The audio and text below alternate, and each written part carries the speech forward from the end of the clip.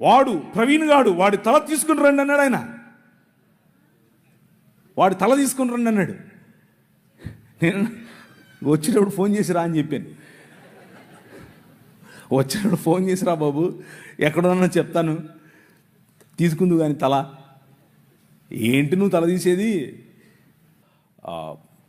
శుభములు, కృతజ్ఞతలు, ధన్యవాదాలు, హల్లెలూయా, ఆమెన్, ప్రైజ్ ది లార్డ్, నమస్తే, ఇంకా అన్నీ మీరు యాడ్ చేసుకోండి. Okay, right. ఇకపోతే అడిగిన ప్రశ్న అడగటానికి కూడా అభ్యాసం అవసరం. ఈ ప్రశ్న ఏదైతే అడిగారో దానికి కూడా అభ్యాసం అవసరం. అభ్యాసం లేదా చదువు లేకపోతే చదువుకోవటం. ఒక కేవలము బైబిల్ మాత్రమే చదవాలి అని అంటే, ఉదాహరణకు కొరింథీ ఎక్కడుంది? కొరింథీ అంటే అదేదో ఇంటి పేరు అనుకుంటారు కొంతమంది, లేకపోతే సంఘం పేరు అనుకుంటారు. అలా కాదు. కొరింథీ అనేది ఒక ద్వీపం. ఆ ద్వీపం ఎక్కడుంది? ఆ ద్వీపంలో ఉన్నటువంటి ఆ ద్వీపానికి రాజువరు? ఇవన్నీ తెలియాలి అని అంటే హిస్టారికల్ బ్యాక్గ్రౌండ్ అవసరం. అవి తెలియకపోతే మనం నోటికొచ్చింది లేదా మనకు ఇష్టం వచ్చింది నమ్మేసి అదే దేవుని వాక్యం అనుకుంటాం.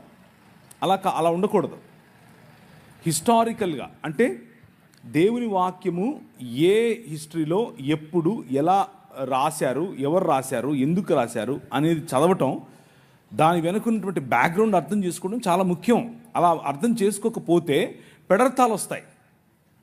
మధ్యధరా సముద్రం ఏంటి, మధ్యధరా సముద్రం చుట్టుపక్కల ఉన్నటువంటి ద్వీపాలు ఏమిటి, ఆ మధ్యధరా సముద్రంలో ఎలాంటి సంస్కృతి ఉండేది, ఆ సంస్కృతిలో ఏం తిన్నారు, ఎలా తిరిగారు, ఏం చేశారు, ఏ సంస్కృతుల్లో ఏ మతాలు ఉండేవి, ఇవన్నీ తెలుసుకోవాలి. దానికి కొన్ని పుస్తకాలు చదవాలి. పుస్తకాలు చదవటం మంచిది, తప్పు కాదు. అవి చదవకుండా కేవలం నాకు బైబిల్ తెలుసు, బైబిల్లో ఉన్నటువంటివే చదువుతాను అని అంటే పెడర్థాలు తీయటం తప్ప దానివల్ల సాధించేది ఏమీ లేదు. పెడర్థాలే వస్తాయి. పెడర్థాలంటే ఏంటి? మనకు తెలియని వాటిని తెలిసినట్లుగా చెప్పడం. దాని కారణంగానే అనేకులు ఈరోజు ఈ సాంస్కృతిక నేపథ్యం తెలియకనే అనేకులు ఈరోజు స్త్రీ గురించి తప్పుగా అర్థం చేసుకుంటున్నారు, ఆరాధన గురించి తప్పుగా అర్థం చేసుకుంటున్నారు. వాళ్ళ మనసులో ఉన్నటువంటి దాన్ని, వాళ్ళ మనసులో ఏదైతే ఆంధ్ర సంస్కృతి లేకపోతే తెలుగు సంస్కృతి ఏదైతే ఉందో ఆ సంస్కృతిని తీసుకెళ్ళి బైబిల్ మీద పెట్టి బైబిల్ కూడా ఇలాగే చెప్తుంది అని చెప్పి ప్రయత్నం చేస్తున్నారు. అలా చేయకూడదు. మనము హిస్టారికల్గా అనగా చరిత్ర ఏం చెప్తుంది, చరిత్ర పుస్తకాలు ఏం చెప్తున్నాయి, చరిత్రలో యేసు ప్రభువుని గురించినటువంటి ఆలోచన ఎలా ఉంది, చరిత్రలో క్రైస్తవ విశ్వాసం గురించిన ఆలోచన ఎలా ఉంది, క్రైస్తవులు ఎలా మెలిగారు, క్రైస్తవులు ఎలా పెరిగారు, క్రైస్తవులు ఎలా వృద్ధి చెందారు, ఇవన్నీ తెలియాలంటే బైబిల్ చదివితే సరిపోదు.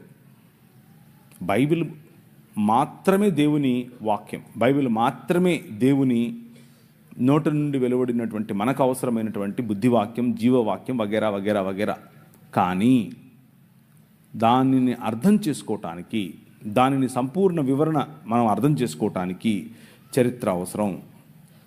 పురావస్తు శాఖలో వెలువడినటువంటి దాఖలాలు వాటిని సపోర్ట్ చేయటం కోసం అవసరం.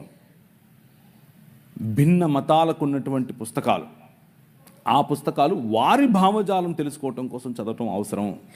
అలా తెలుసుకున్నప్పుడు మన భావజాలాన్ని ధైర్యంగా, నిస్సిగ్గుగా అందరి ముందు నిలబడి మాట్లాడగలగటానికి మనకు అవకాశం ఉంటుంది. సో వాటిని చదవాలి. చదవకపోవడం తప్పు, చదవడం తప్పు కాదు. నన్ను ఒక ముస్లిం సోదరుడు అడిగాడు, ఏం దేవుడురా మీ దేవుడు, ఇలాగే అన్నాడు. ఏం దేవుడురా మీ దేవుడు, ఆడోళ్ళు సుస్సు పోసుకుంటారు, సుస్సు పోసుకునే దగ్గర నుంచి వచ్చాడు. ఒరే మా దేవుడు ఎంత గొప్పడురా, అచ్చం నాలాగే వచ్చాడు, అచ్చం నీలాగే వచ్చాడు. మీ అమ్మ సుస్సు పోసుకోదరా, అక్కడి నుంచి వచ్చావురా నువ్వు కూడా. వాడికి మైండ్ బ్లాక్ అయింది. ఈడేంటి ఇలా మాట్లాడుతున్నాడు, అవునరా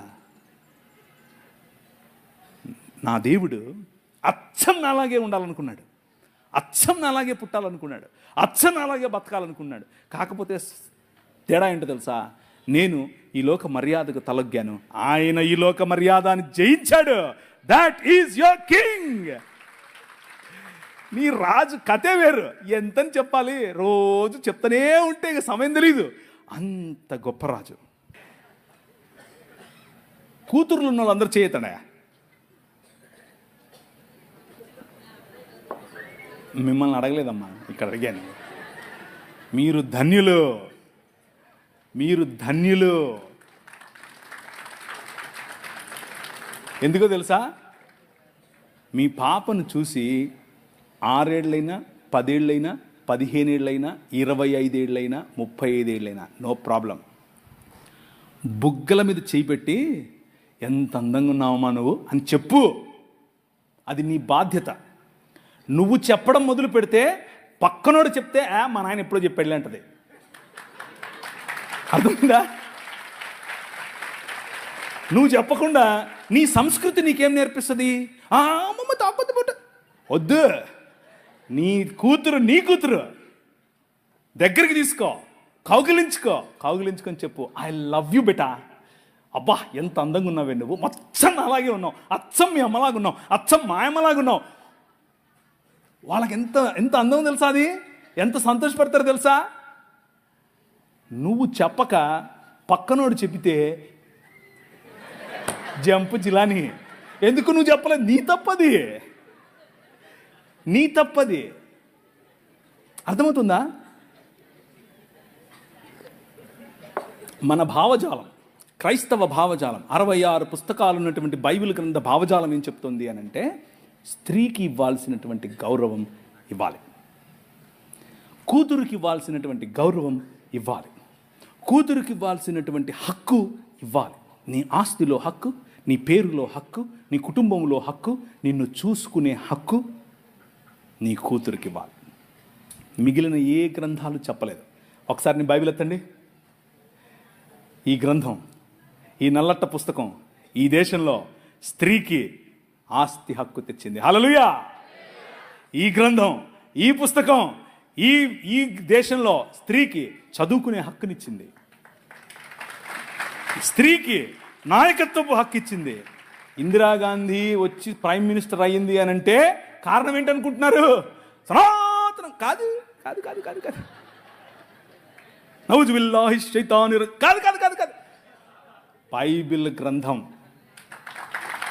అర్థమవుతుందా? That is your king. అది నీ రాజు. నిన్న మన పిల్లలు ఏది వరంగల్ నుంచి వచ్చిన పిల్లలు నిలబడండి.